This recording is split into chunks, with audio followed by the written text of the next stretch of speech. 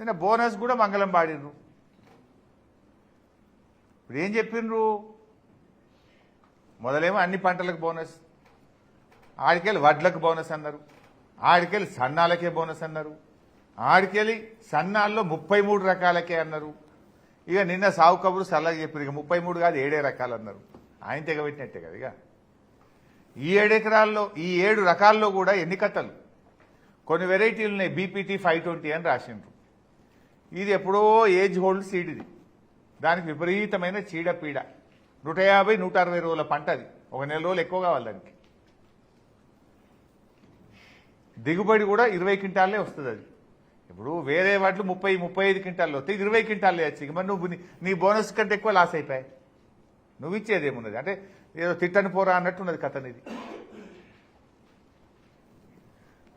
అంటే ఈ బోనస్ విషయంలో కూడా 33 రకాల నుంచి ఎందుకు 7 రకాలకు తగ్గించిండ్రు?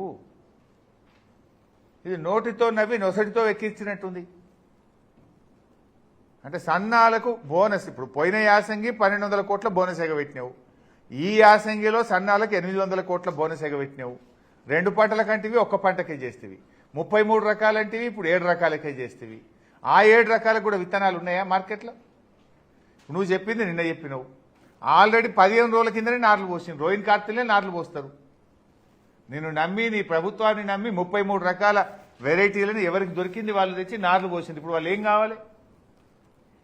మొదలు చెప్పాలి కదా నువ్వు నార్లు పోయక ముందు. సగం మంది రైతులు వేరే రకం తెచ్చి నార్లు పోసింది. ఇప్పుడు వాళ్ళ పరిస్థితి ఏంది?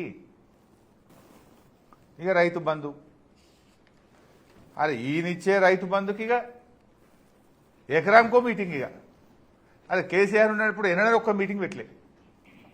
ఒక ఫస్ట్ స్టార్టింగ్ రైతు బంధు పథకం ప్రారంభమైన నాడు కేసీఆర్ మీటింగ్ పెట్టిండు అంతే. అది హుజురాబాద్లో 11 విడతల్లో 74,000 కోట్లు ఇచ్చింది కేసీఆర్. ఈయన ఎకరంకి ఒక మీటింగ్ పెట్టాడు. సిద్దిపేటకు వచ్చిండు మార్చి 22. నేను రైతు బంధు చేస్తున్నా అంటే ఒకటే ఎకరం వేసిండు. ఒక్కటే ఎకరం. అరే మళ్ళీ కేసీఆర్ జగిత్యాల బయలుదేరినట్టే మళ్ళీ పోయి మంత్రిల మీటింగ్ పెట్టిండు.